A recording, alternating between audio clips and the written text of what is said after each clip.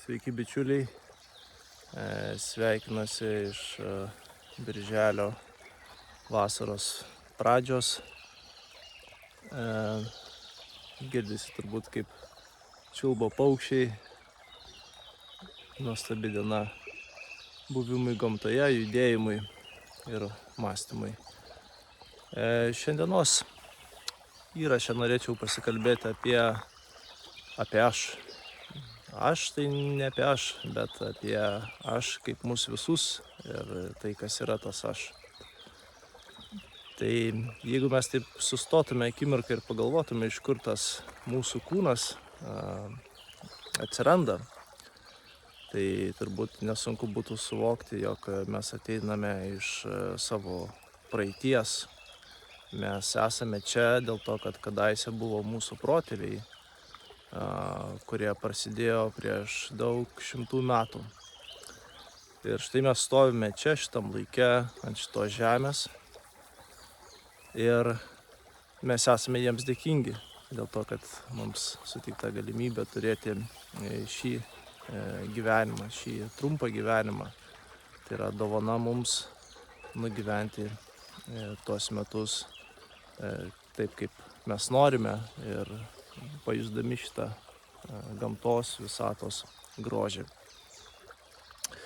Bet tas mūsų kūnas, kuris yra čia, jis taip pat paveldėjo ne tik genetiką, ne tik būtent tokį fizinį kūną, bet to pačiu ir tam tikras traumas.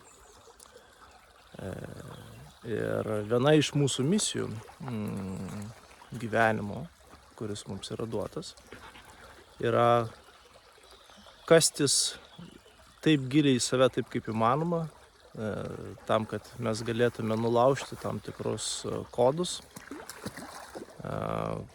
kuriuos mes paveldėjom iš mūsų praeities, o galbūt net ir iš savo dabartinio gyvenimo, nes traumatiniai įvykiai taip pat vyksta ne tik praeities kartose, bet taip pat ir mūsų pačių gyvenime.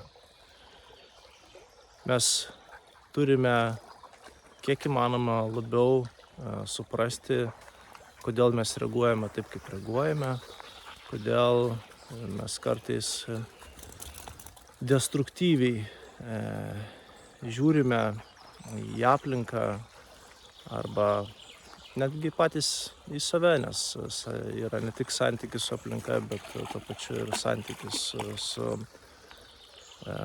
su kiekvienu iš mūsų, tai yra santykis su savimi. Todėl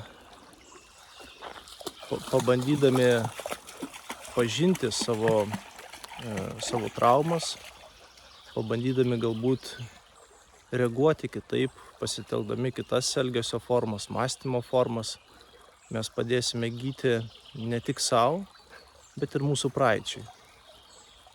O svarbiausia, savo ateičiai.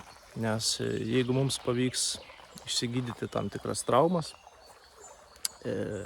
mes uždėsime kur kas lengvesnės grandines savo vaikams.